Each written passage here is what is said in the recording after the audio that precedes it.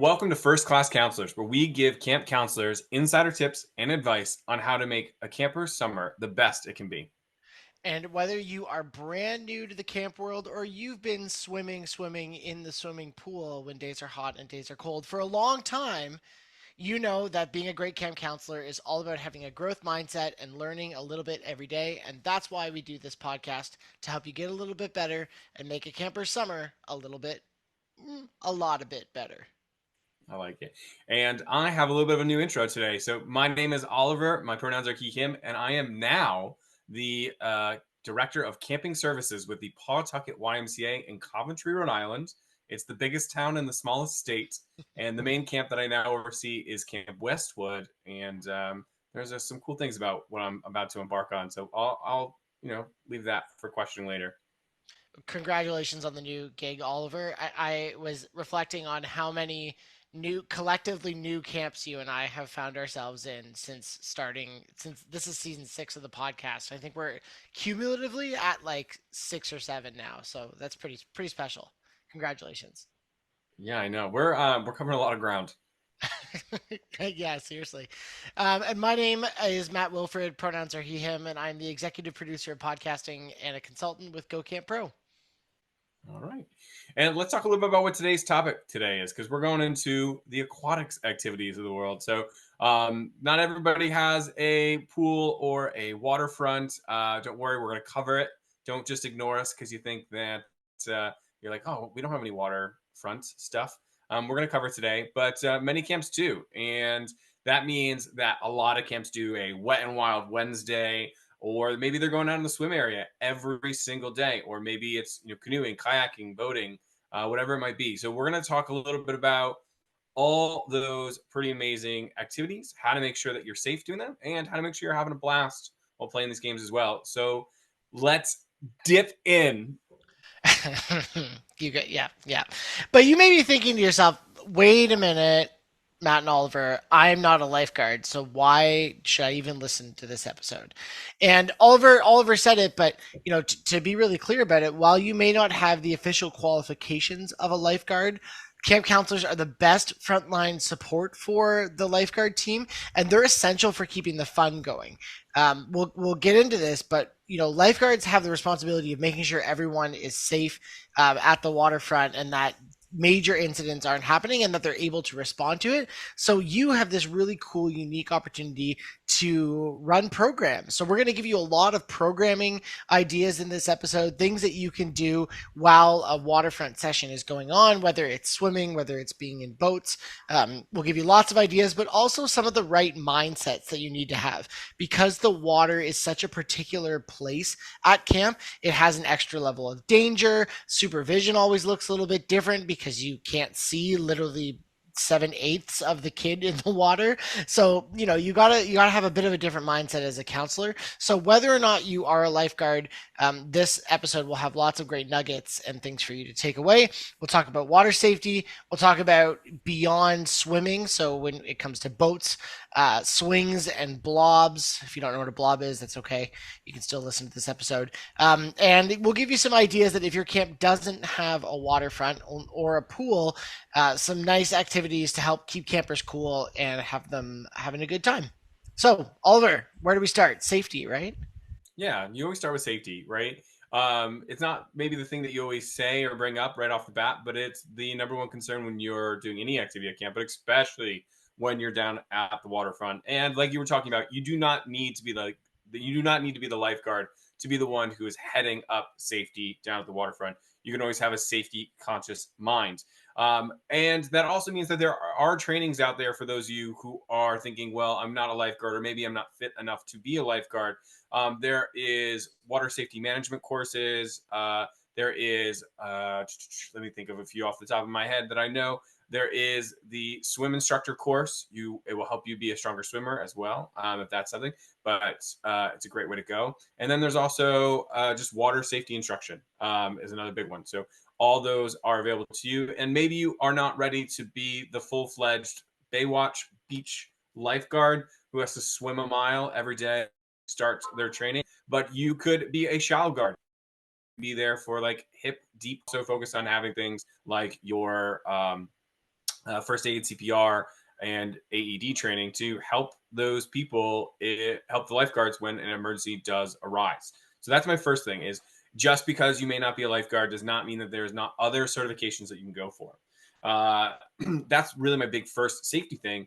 But I really like to emphasize that because I am an LGI, I, with the Red Cross, help make little non lifeguards into lifeguards. Um, there's a lot of things that we think about when it comes to safety down the waterfront. So, if you go through the course of being a lifeguard, you learn about scanning, but that's really something that anyone can do. Scanning is just the idea of looking over the water, making sure that you scan an entire zone that you can get to within about 30 seconds and doing that scan about every 15 seconds or so. But constantly just observing the water, observing the area that may fall under your jurisdiction of supervision. So, if you're making sand castles with a kid on a beach, make sure you're, observing all the groups of kids that are on the beach with you or maybe in the shallow water area around you. So just being observant and keeping your eye open to make sure that their behavior and the area around them is safe. And that's the next place I want to kind of go into. And that is that the area is safe. So just because you are maybe not the person who takes care of the lifeguards, or you are a lifeguard, the environment of the waterfront or the pool deck, or even wherever you're playing these aquatic games, you need to make sure it's safe, right? Make sure there's no tripping hazards, dangers, things like that somebody potentially could get hurt on. So if you see like maybe a kid dug a hole on the beach in the previous swim area, now that foot deep hole is a tripping hazard, go fill it in. Or even a sandcastle. Like, yes, they look really cool and they're really pretty, but they are a tripping hazard. So, teaching your kids that you got to knock down a sandcastle at the end of your swim time, it's an important thing to do. On the pool deck, making sure that lawn chairs or hoses or swim lines aren't just sitting out for as tripping hazards. These are huge things to make sure you keep your eyes open.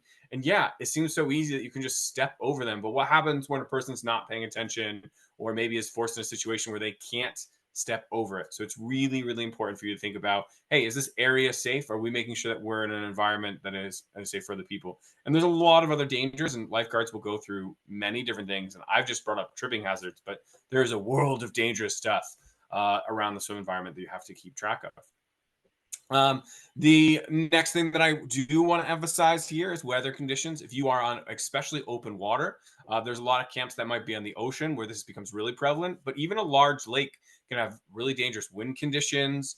You don't know what's underneath the water and natural bodies. Like there could be large rocks.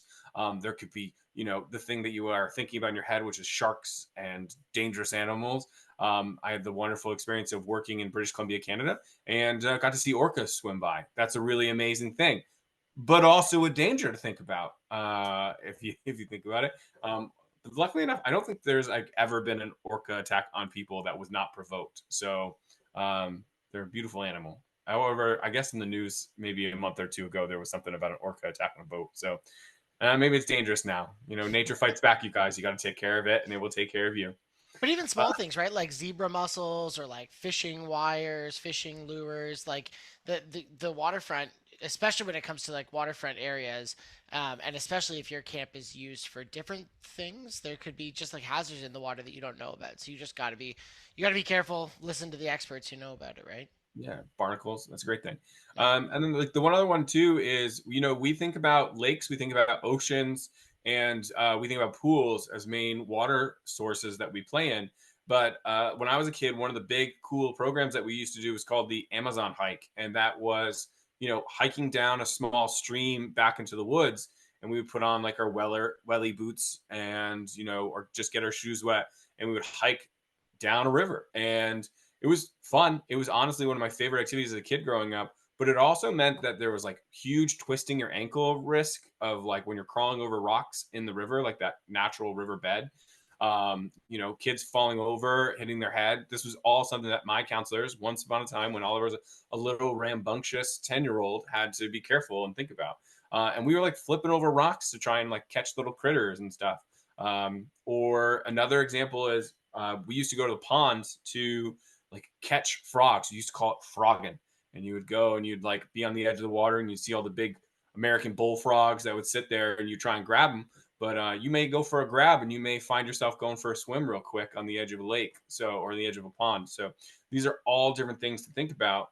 These are fun activities that you can do with your kids, but you got to be aware of things that could go wrong, and what to do. So, and that's my last thing, is knowing what your emergency action plan is. So you can do a lot to prevent for things, and you should do a lot to prevent things from going wrong, but you need to know what to do when things do go wrong. So what is our step-by-step process? Even if you are not a lifeguard, when you hear those whistles go off and there is a rescue that has to be made, do you have to be the person who goes to grab the backboard? Are you the person who calls 911? If you don't see someone doing those steps of the emergency action plan, knowing that you do step in, don't expect somebody else to do it, right? If there's a child who is getting pulled unconscious out of the water, and your emergency action plan for your location is call 911, and you notice nobody is doing it, you are the one doing it. It's not an elected service, right? It is 100% someone's got to do it. So, and that's, when you're an LGI, you go over all these different coursework, and you train your lifeguards. They make a rescue, they point at someone, they say, hey, Matt, Matt, right? They say directly who has to do it. But if they forget that step in that moment where they are trying to save a life, right? Don't just sit there going, oh man, someone should probably call the police. If you have that thought process, you need to call somebody to come and help. And even if you make that call and it was unnecessary, someone on the way, is going to come and help out. You're not going to get in trouble for over calling. Someone might be like, hey, like that was a little bit much. He was still conscious. He was breathing, you freaked out a little bit. That's, something, but, you'll usually have the opportunity to like take a quick look. We don't expect, like, you don't need to like get on your phone right away, but the closest lifeguard saying, do you need me to call 911? That's a great intermediary step. Um, yeah. Yeah, and knowing your part too. Where's the life-saving equipment at your yeah. facility, right? Down at the waterfront, there should be things like a backboard, an AED, maybe oxygen is a requirement, I believe, in Canada. So do they need another lifeguard tube to assist with the rescue, right? You may even have to hop in the water and help, right, keep someone afloat as they try to backboard them and get them out of the lake or the pool. So don't be scared to be at the ready, and I think that's really important. So that's my stuff about like kind of more serious, I guess, safety stuff. Matt has some really great stuff that is serious safety stuff, but I just have that LGI qualification, so we wanted to cover that in our show a little bit more. Yeah, and before I give my points, I want to hold some space and like recognize that being in the water, especially in a lake or in the ocean, like that's not a comfortable place for some people. And we know that there comes a certain amount of like privilege with going to camp, and like I learned to canoe and I learned to swim because of camp, or I had access to a pool and not everyone does. So I don't want people to listen to this episode and be like, "Oh my god, I can't go to camp because I'm going to have to keep someone floating who's dying in the water." No, that is not the case. I think it's a good thing to ask during your interview process. What's required about going in the water, and just asking that questions. Because I've been to camps where they don't make counselors go in the water, but it just kind of depends on the philosophy of the camp. Um, I mean, going in the water certainly is helpful, and that's kind of what I'm going to get into with with these points here. So I'm going to zoom out from the like policies or the procedures, because obviously you're going to follow the policies and procedures of your camp, but this is something that's universal. So first of all, I think it's important to remember that the primary role of a lifeguard is not to enforce the rules, right? That is everyone's responsibility at camp. Ultimately, the lifeguard may make some calls, but think about this. Every time that a lifeguard has to tell someone to stop running on the deck, or like meaning running on the outside of the pool, or to stop horsing around or pushing each other, you are taking their concentration away on something that could be more serious, or you're taking away their ability to notice something that could be potentially serious that you may not understand. So I think when it comes to the rules, you are the person that's following them to a T. The lifeguard should not have to be enforcing basic rules around the waterfront. You should be embodying those in everything you do. And furthermore, if a lifeguard asks you to do something or tells you to do something, don't argue. Just do it. It is almost always in the best interest of camp. Sometimes, if you feel like the lifeguard's like power tripping or something's going on, don't argue in the moment, because you don't want to delay the lifeguard being able to focus on the safety of campers, but move on. And you can address it later. You can talk to their supervisor if you're not comfortable talking to them directly. But all of those things, it's all about role modeling those safety things. And that includes sun safety.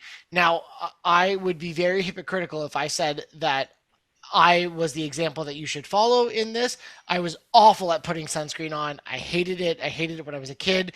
I've only gotten over it as an adult because when I was a camp director, if the director is clearly getting sunburnt, then they're not following a good example. So I slopped on the sunscreen when I was a camp director, because I wanted to role model that. Just like you are going to role model that for your campers. So you should be wearing sunscreen. You should be helping them with their sunscreen. And you need to be the person, they're not going to like you that much to tell them to reapply sunscreen after 20 minutes of being exposed to the direct sun or being going in the water and coming out of it, right? You need to be the adult in this situation.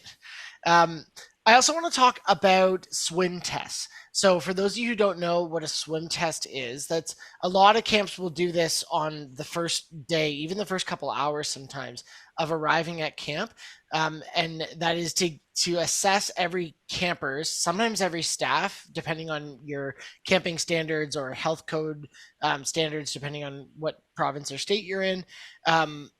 But every person goes through a swim test, which usually involves like swimming for a certain amount of distance and treading water. Maybe there's other stuff. It looks different for every facility, every health unit, whatever. But I I want to make sure that you know as a camp counselor how important you are in those swim tests when they're happening. Most camps, you'll be with your campers as this is happening. And I would hope or think that most people are going to be able to be actively participating with your campers. And that is my first tip here is do the test alongside your campers. If you are able and comfortable to do so, or even role modeling that you might not be super comfortable doing that, but you're going to do it with them anyway. And so if you've never heard of swim tests before, essentially what happens is you get your level assessed, and then most camps use like a bracelet or a specific way to identify what level of swimming you're at. It could be a necklace. I don't know. It's different for every camp, but usually like green will mean they can swim on their own without an assistance. Yellow could be somewhere in the middle, and red means like gotta wear a life jacket. That's just an example. It's different for every camp, but I think what's really important here is that swim tests are really challenging and can be anxiety inducing for kids. It's the first day of camp, especially if you do it on the first day. It's their first day of camp. They haven't really gotten comfortable with people. You need to be the safe space for them. And that's why I say do it with the campers. And you're not going to like blow by your campers. You can probably swim faster than most of them, but this is about their experience.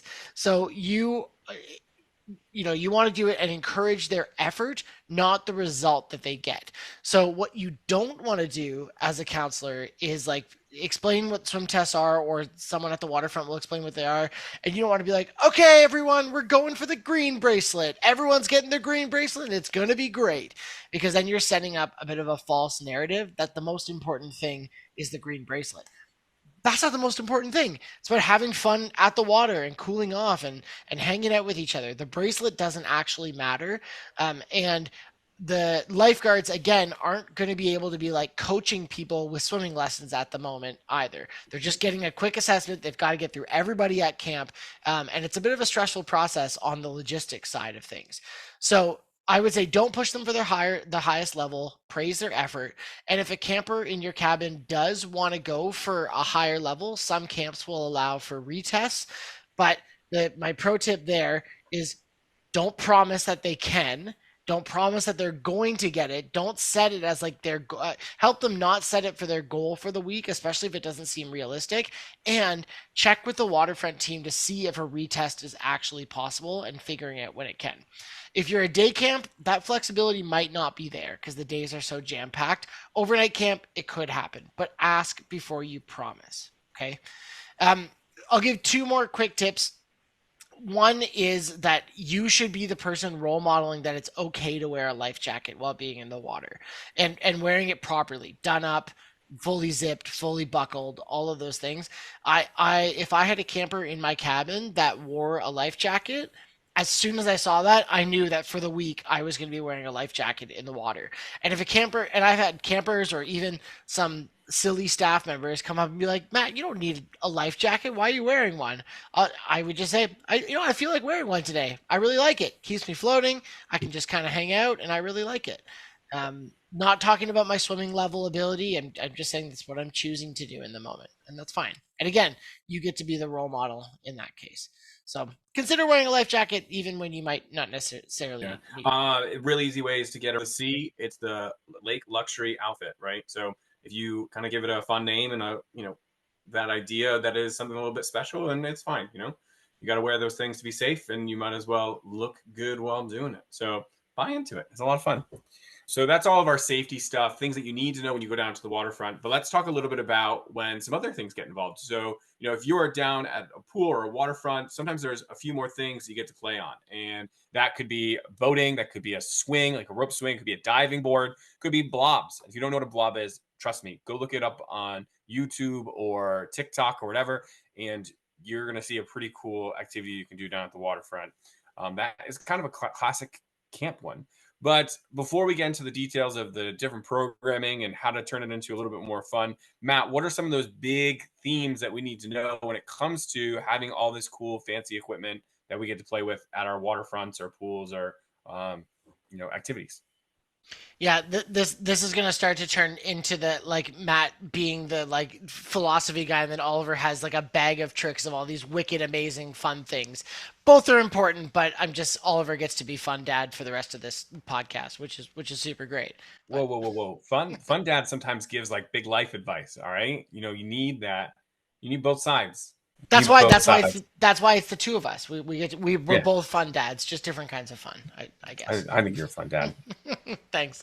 Okay, so I think when it comes to these extra things at camp, this is like the waterfront becomes this like really cool place, especially when you add boats or there's coursels or swings, blobs, all of these fun things can be one of the times when a camp counselor can very easily forget that their experience needs to come second at camp, because of course you want to be on the blob, of course you want to be like learn to canoe if you've never canoed before. It's such a cool unique thing that people don't always get to do in their everyday lives. So even though it's fun, just remember that it's about the kids experience. So two kind of sub points on this. One is there might be opportunities for you to do some of those things, and you could advocate for that. You could ask your director or section head to say, hey, we have time off coming up. I would really love to canoe. What's the camp policy around me being able to canoe on time off? Is that possible? Or can we do the blob, or what would it take to do that? It won't happen unless there's already established time or you advocate for it. So it's totally okay for you to say, hey, this is what I want to do. The second one is I titled it "Let Them Stern." And for those of you who don't know, sterning means sitting in the back of the canoe, and traditionally that's where you steer a canoe from. You do specific strokes, and that steers the boat. But a kid is just learning to do skills like that. And even though it's incredibly frustrating to be in the front of a boat when you're trying to get from point A to point B and you're zigzagging, pulling the biggest U turns around the lake, it's important that the kid gets that ability to learn.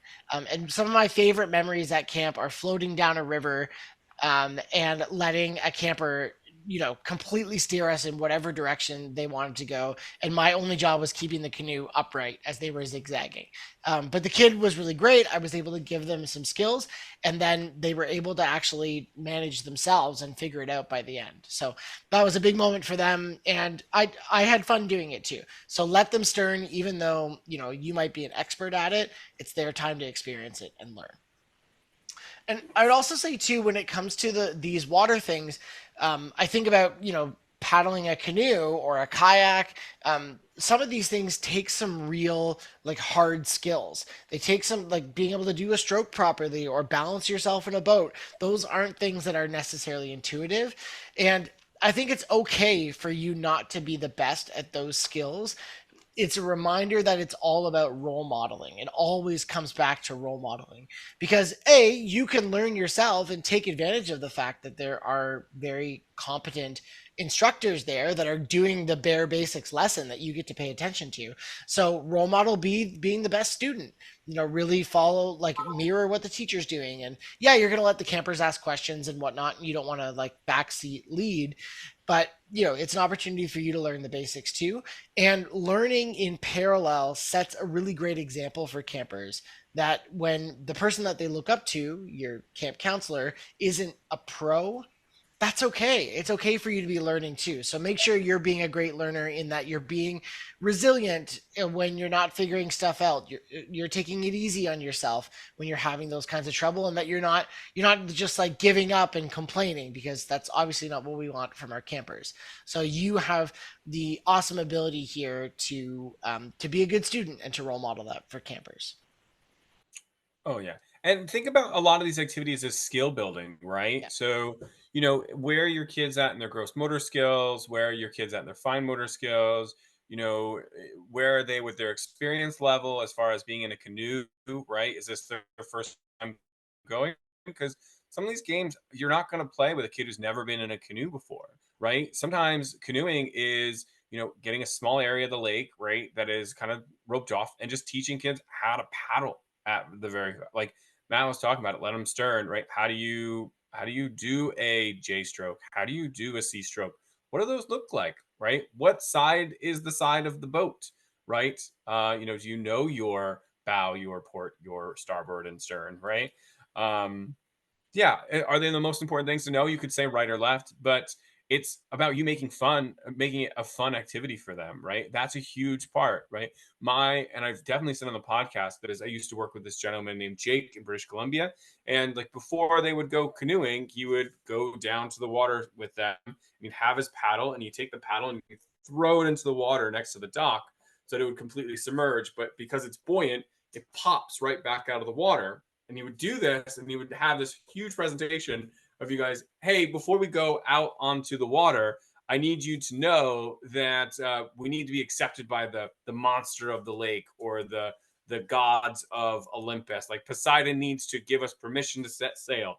And doing this was just this big moment for the kids. So yeah, you're skill building down here. That's what all those activities are for. But you're also meant to have fun. And a lot of the things that I'm going to go into, it's about taking that activity to the next level, because you can stick a kid in a canoe and yeah, sure, it's fun. But if it's a calm day on the lake, or it's really hot outside and you're just stuck in a boat and you're not going to do anything with the kids, it's going to get really boring really quickly. Not every kid is into the calm, canoe across the lake or kayak on the lake, and it's about viewing nature. Some kids want a little spice in their waterfront activity, and you as an instructor should be able to bring it to them. So here's a nice little list. And like I said to Matt, I got really inspired. I used to do a lot of canoeing as a counselor. So like my cup of tea is definitely in the canoe games. But the rule that I kind of give you is an old one I have, which is creativity through combination. If there's something you enjoy doing on the land, see if you can mix it into a waterfront activity and have some fun with it.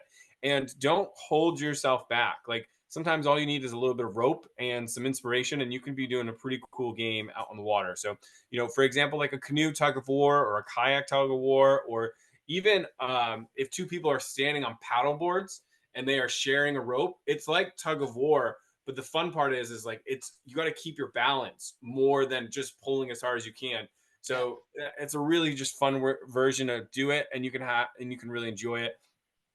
If you have like LARP swords and stuff, you can also throw them up on some paddle boards, have the kids kind of whack each other with LARP swords and see if they can make the other one fall off. I love canoe capture the flag. If you have like your teenagers are skilled enough in a canoe capture the flag is one of the best activities you can do. And you can go from like, hey, we have like one anchored flag. If you don't know how to do this, you simply get a heavy object, tie a rope to it, you tie it to a floating object, and then all you need to do is get that floating object, right? Like you just pull it off of that rope or whatever it might be. Maybe have two floating objects so that rope doesn't, sink to the bottom of the lake and you lose whatever your weight was. But have that target there for you to go and capture it. And then you can tag people by throwing balls into their boats and such. You can also play a game called Infection, which is, boats get infected and that by throwing a ball into it, and then they can throw balls into other people's boats, and eventually there's one boat remaining. You can do a protect the princess type of game where somebody sits in the middle of the boat and you got to hit them with the dodgeball or whatever it might be. You can play Battleship, which is like launching things. You can even do like water balloon slingshots and try and launch them from the canoes and such. Those are a lot of fun. Just even simple games like races and tags. One of my favorite things to do is sometimes you're the instructor out there. It's like a school group or something. You got, an hour on the lake with some kids you might not know that well, and you just need to entertain them. You are probably a better kayaker slash canoeer slash paddleboarder than any of them. So just have the simple game of have them try to catch you, right? They can't turn as fast as you. They don't know how to change direction, but you playing tag with them is going to help them learn those skills because they're going to have to learn to turn quickly or paddle strong or correctly paddle to get the best momentum for their boat. So you just playing tag with them helps them learn and helps them get better. Another great one is tea rescues. That's actually a thing that you need to learn how to do in boating. So, teaching someone how to get a canoe or a kayak out of the water when it fills up, it's a huge skill to have. I just watched some like reality TV show where they lost the show pretty much because they fell over in their canoe. They didn't know how to get the water out, and then they fell into last place. I think they lost like $1 million or something like that. It's an amazing race skill. You need to have it, which I think is great. But also if you can just get into some of your more basic waterfront games. Like Marco Polo is still a classic and it's still great. It hasn't gone anywhere. You can change the name if you want to anything, but just a call and response game. It's a lot of fun. Tag some people and enjoy. Making a little mini whirlpool is a lot of fun. Sandcastle, still a great time. My childhood was mud balls. I loved if you have a beach front that is a little bit on a slant, or you can kind of build that slant. You make a little track, and then you form a little ball out of the sand and mud that from the shoreline, and it makes you get it hard enough that it can roll down that track, and it gets to the finish line and all this kind of stuff. So you have little competitions who can make the best mud ball that won't break as it goes down the track, and you can make more difficult tracks with little jumps and holes and twists and turns. I love that game. I know I probably talked about it on the podcast because it's such like a core memory for me as a kid. And I've definitely played it as like a counselor. Beachtionary, it's just Pictionary, but they got to draw it in the beach sand. Whoa, who would have thought, right? Like such a simple thing. You have fun with it. Just relay races. If you have a bunch of kids who are super into like TikTok or something like that, you're allowed to do photos, or the camera person comes down. Do like a camera photo shoot down at the beach, and you know what? The parents are going to be so excited. They got great pictures of their kids, right? These are all things you can do. Just enjoy the moment, right? There's a lot of different games and stuff. But I think some really important things to know is like if you are going boating, or if there is a water slide that you're going down, or a blob, there's probably a line, right? There is a bunch of kids who are waiting impatiently to get onto whatever they're going to go. Talk to them. I don't know if you've ever been to like a water park or something before, and you're standing in line for an hour to go down and slide for 30, it's not even 30 seconds, like 5 seconds, right? And there's just that attendant who's up there who's not enjoying their life. It like makes it worse. Like, because now you're about to go do something fun while someone miserable is standing there looking at you having a great day. Like, if that person is up there and they're like, Oh, hey, welcome to the Wet Willy water slide. You ready to go for a slide? All right, here's a deal. There's a lifeguard down at the bottom of the slide.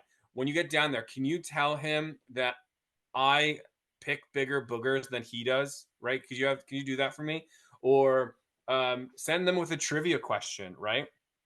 So like tell the kid like the trivia question for the lifeguard down at the bottom is this, right? How many states don't have capitals, right? It's a trick question, but you send them down there, they get to the bottom, they give the question to the lifeguard, and then they have to bring that lifeguard's answer back up to you, right? So then you can confirm, and it's just like a big game of telephone. You can ask them the trivia questions, ask the kids the trivia questions, ask them as they swing off the rope swing, and they got to answer before they hit the water. It's a classic, right? You can even do that jumping off the dock or a diving board. But you're interacting with the kids, right? We're measuring those moments. We're getting as many as we can. So make sure you're taking that time to enjoy talking to them, having conversation, and making sure that you are not just some bum on the log who is running an activity. Don't let the activity run itself. You run that activity. And you make sure it's a great time. So, those are my like if you have apparatuses. And I talked about like boating mostly, or canoeing or kayaking and paddleboarding, but like your blob, right? There's so much you can do with it, more than just launching people, right? Like I've seen people do like egg walks, right? They got to walk across the blob with an egg because it's really fluffy and bouncy and it's tough to do, and they got to try and not drop the egg. Or I'm trying to think of other things. So if you have like a whibbit, an obstacle course, right? They got to run across it. You could have like counselors do battles on it. I probably wouldn't have kids do like fighting to trying to throw people off, but you can do counselors for entertainment, right? They want to do it, let them go. I'm sure there are some masculine men at your camp who are trying to prove their point, that they are the manliest man, and they want to hop on there. Or anyone can do it. I'm just giving a stereotypical answer here. Uh, things that I've had to deal with in the past. Those 18-year-old boys trying to prove their worth. Um, and then if you're taking these moments, you're enjoying these things, and you're keeping safety in mind while you're doing them, right? You're not putting kids in a dangerous situation, or making the activities dangerous. Be aware, right? If you don't know, or you're trying something new, talk to your lifeguard, talk to your waterfront director, make sure it's okay with them before you just start running away with some of this stuff as well. So making sure that it is safe. So those are my like making a small program a big program kind of a deal. And so just in the show notes there's more. Like there's a nice long list of things, and to be honest with you, there's thousands of activities at the waterfront. So if you're ever stifled and you don't know, it's just writer's block for activities. You're just having an activity block. So ask a friend, combine two things you didn't think would work. Look at a random box of objects and say, let's do this. You got it. You got it. I think it's good. Yeah, Oliver, I love listening to your program brain explode. There's so much good stuff in there. So yeah, please go check out the show notes, and also just remember like to engage other people in these ideas. You can come to camp if you don't have the mindset that Oliver has when it comes to like programming and can come up with all these things. Remember that that's been cultivated over years and years and years of being in camping, but ask people, ask the waterfront person, when you have canoeing coming up, you can maybe ask the day before and say, hey, I had this idea. I heard about it on this wicked podcast from this cool guy named Oliver. And you can say, I want to try this. What do you think? Can we make it happen? And then the lifeguard will, use their like safety brain to help like check for all these things and make sure you have the supplies that you need.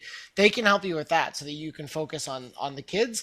And then, you're kind of partnering with someone which that will usually make an idea better. And then Yeah. you'll have it checked off by the person who's responsible for the safety then too. Again, because you wouldn't want to overpromise that you're going to do all these fun things with your campers and then not be able to do it because of the rules of the waterfront. Collaborate with that lifeguard. Go to them and say, hey, do you have an activity that you've always wanted to see down at the waterfront, right? They might have something in their head, right? You Yep. can build a raft. Cardboard boat regattas, those are phenomenal. You can like take a couple of old bikes and try and make a paddle board, like or a, what are those called? Bike boating? I don't know, but have do some engineering. Have some fun with it. Grab a grab a couple of pipes, like PVC pipes, and some sheets, and then make a canoe or a paddleboard into like a sailboat. Right? These are all things you can do. It's just you're inspiring creativity from kids. You're problem solving.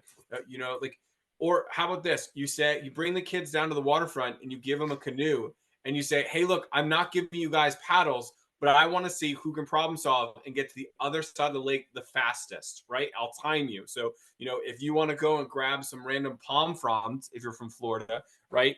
You can use those. If not, you like use your t-shirts and a stick, kids. I don't like it's up to you. It's problem solving, it's critical thinking. We're just having fun. That's all we're doing. Sorry, you got my brain going now. I got ideas. That is awesome. So, in case you can't tell, we're just gonna let Oliver's program brain go. I'm gonna release the beast here on this last topic, and it is I'm gonna give you one, and then I'm gonna turn it over to Oliver to not too fast that people can't hear it. You got your mouth's got to keep up with your brain here, Oliver.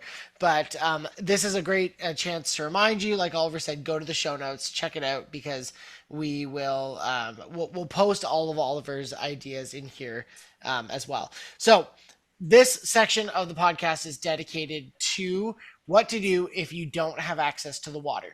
Maybe your camp doesn't have a pool or a waterfront, or maybe your kids really love the water and you can't go every session because every cabin's got to make it. So here are some ideas to keep the waterfront going. My first one is very simple. My only one that I'm going to give you is because I'm just going to let Oliver go nuts.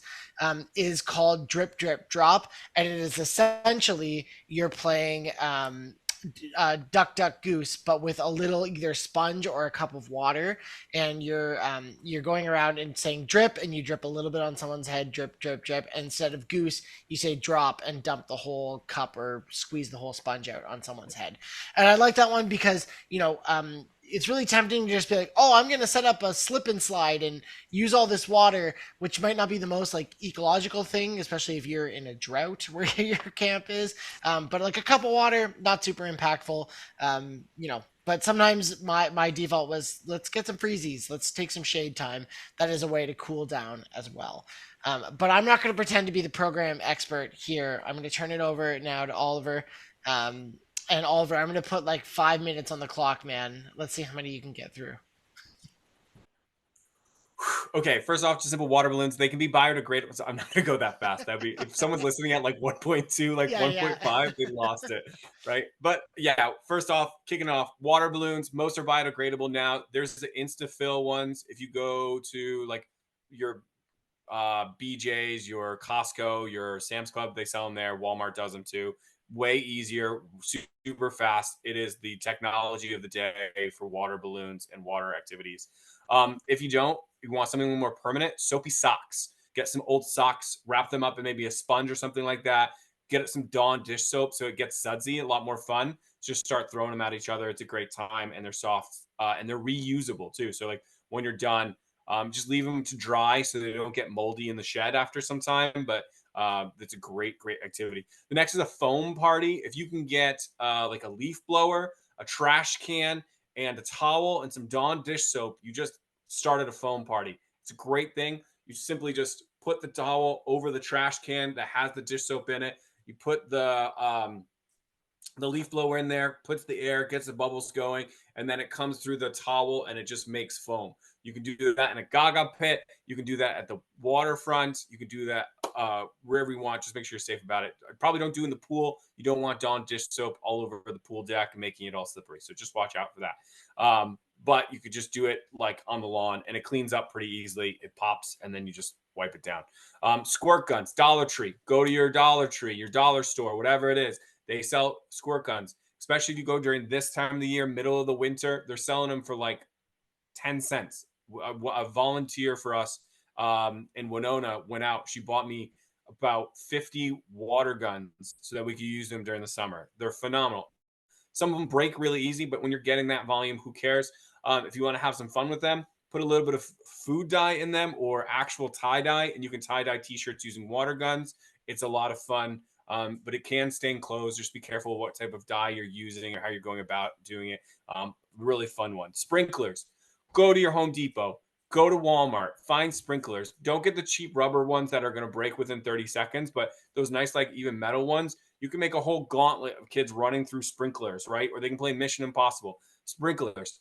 Why did people stop using them? Why in the 90s and early 2000s were these the thing? And then all of a sudden people forgot that they could be for fun and that they're not, like, people just use them to water their lawns now. What is this? They're a fun activity for kids to play in. Don't miss out. Sprinkler system, all right? Not sprinklers that come from the ceiling of your house, like to stop fires. Sprinklers, like they have a hose that goes to them and they spray back and forth. They can wave. A lot of fun there. Big old water balloon slingshot, you guys. You know, the 3 people, 1 person on either side, someone pulls it back. Just note, sometimes if you're not safe about it, it comes back, and like that, you do have a very stretched out rubber bands that can smack you. So just be careful. But it's a good one. And launching it, having targets, it's so much fun.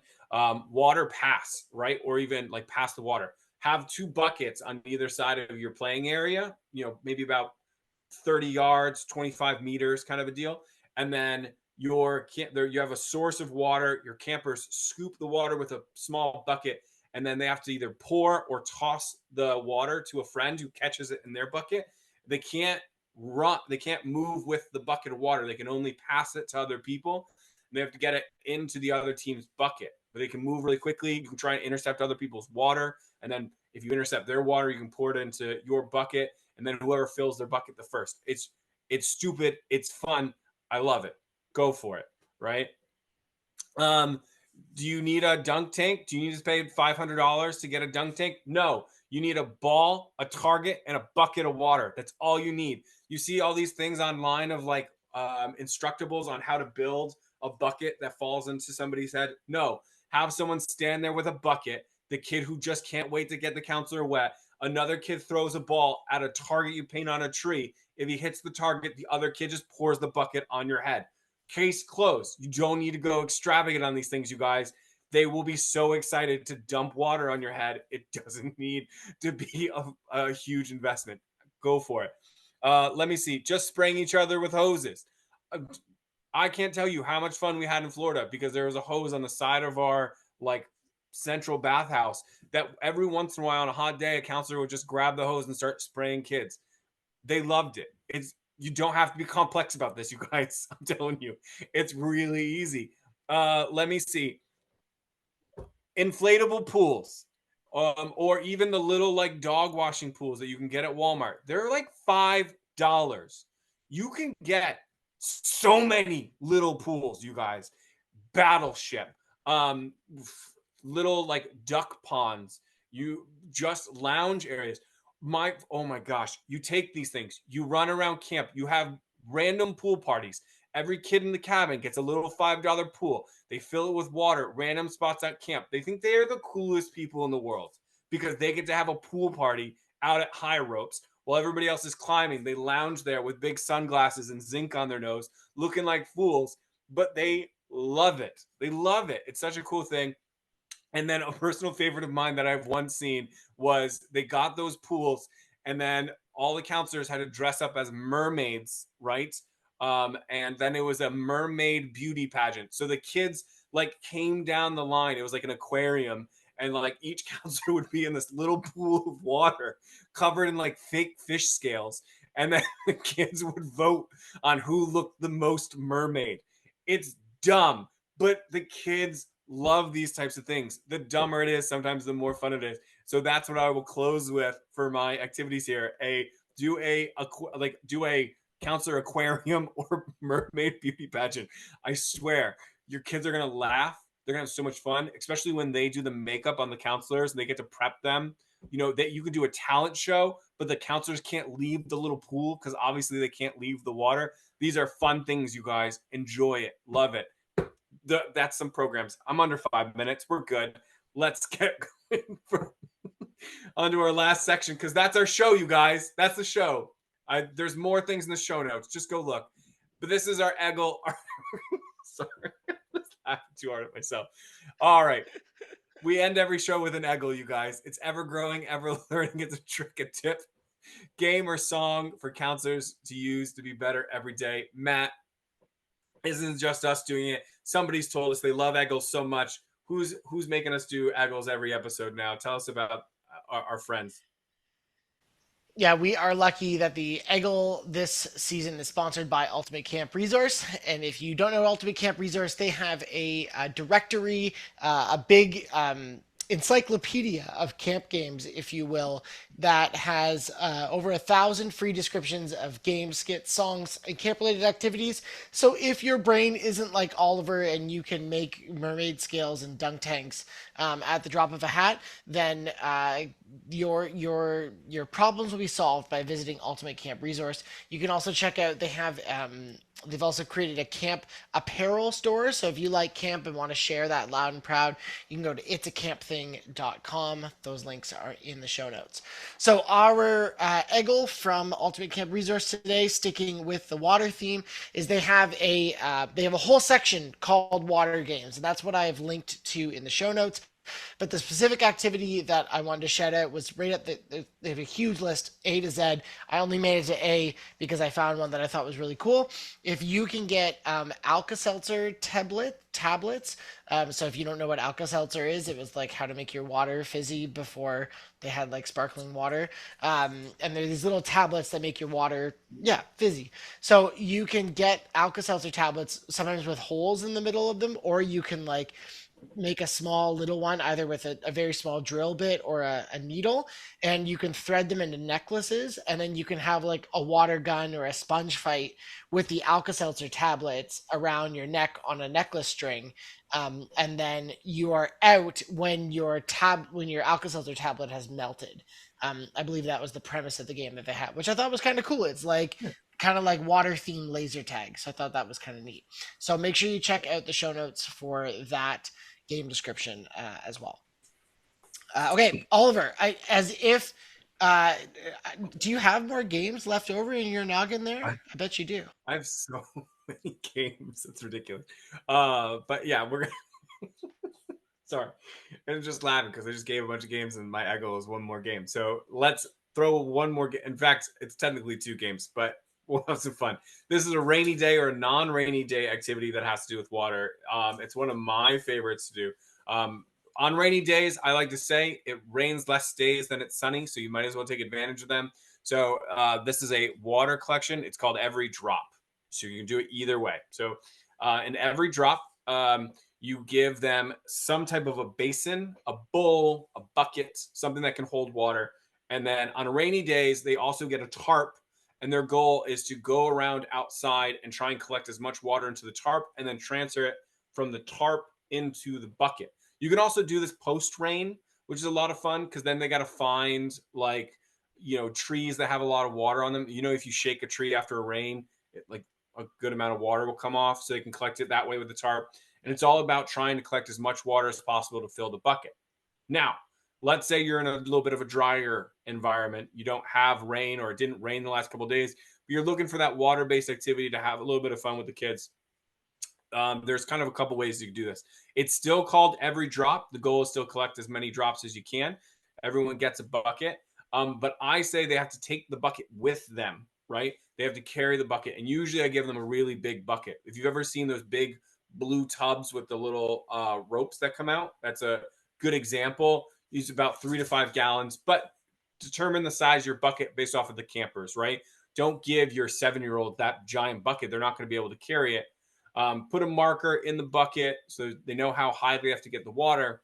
But prior to playing the game, you're going to hide water around camp. So this is in water balloons. This is in random mugs. This is in random bowls. This is in like a weird boot that you found. It's wherever you feel like you can hide water that's not damaging to the property. You hide it around camp, and then every cabin gets their bucket and they go out around camp and they got to find all these random places that you hid water. So, they find a water balloon, they can pop the water balloon into the bucket, they get some water that way. They find, a big bowl full of water hidden, like in a tree or in a hole in the ground, they get some more water that way. Um, so it's fun. It's a search and find. They collect as they go, but it's funny because as they go, the bucket fills with water. It gets heavier. It gets harder to carry it around. So like you can strategize as a cabin, critical thinking skills here again. You start farther away and then you work your way back, right? So you fill and then you don't have to go as far with the heavy bucket of water. Um, you got to find some rules though. Like they can't be like scooping water out of the lake or the pool. They can't go to a faucet to fill it up. Those things are all out of bounds and off limits. It's got to be like the random things that you hide around camp that they get the water from, and it's a lot of fun. They find some pretty interesting places that you maybe didn't put the water. That's always funny as well. You're like, where did you? What? Oh, sorry. An important part of this as well is they bring things back to you as well to prove that that's where they found the water. So if they find a mug that had water in it, they bring the mug back. And that way you don't lose items around camp that you may have filled with water and strategically placed in different hiding spots. So every once in a while they'll come back with something and you're like, ooh, I didn't hide that, but thanks. We'll put that back where it needs to be. So it's a secret little pickup game as well, a little cleaning. So you got to see a lot of my favorite water games today. So please, I will emphasize, check out our show notes. Matt and I, before every show, we make sure that there's a nice long list and cool thing to look at.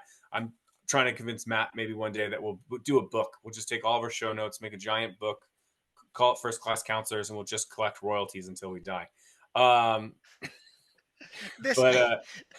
there would have to be a whole separate thing on Oliver's programs ideas. That you have made a book out of this episode. First Class Counselors 2, part 2. There you go. Oliver's program brain. Oh, no, not becoming second class. There you go. Ooh. Second book, not second class. Oh, there it is. There it is. You heard it here first, folks. Now we're on the docket for 2 books.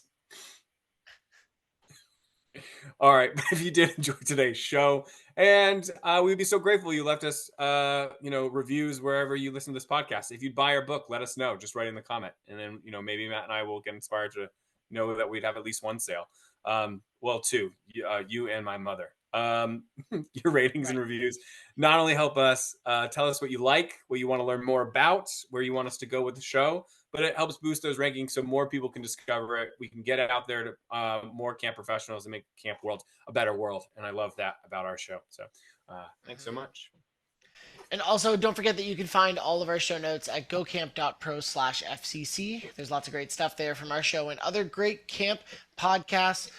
We are in the middle of a bunch of great podcast seasons. There's been some great episodes coming out. So check out Camp Hacker, Camp Code, the Day Camp Pod, the Camp Owners Podcast, and a new show from the Go Camp Pro Network called The Pudding. If you are a camp dork like Oliver and I and want to know more about the scientific proof behind why camp is an impactful experience for kids, definitely check out The Pudding. It is launching on its own podcast feed, so you can search for The Pudding wherever you get your podcasts and check that one out too. Yeah, it's one of my favorite things that is happening in the podcast camp world, because for me as a camp director, I am now using that information to talk to teachers, other educational professionals, about the importance of camp and camp in their world. So if you are a young camp professional and you are listening to that information, you're getting a really good idea of the impact the industry has. So I've really enjoyed listening. I think I've listened to the first 2 episodes. So really enjoy it. And thanks for listening, friends. And remember, camp is camp and camp's all good.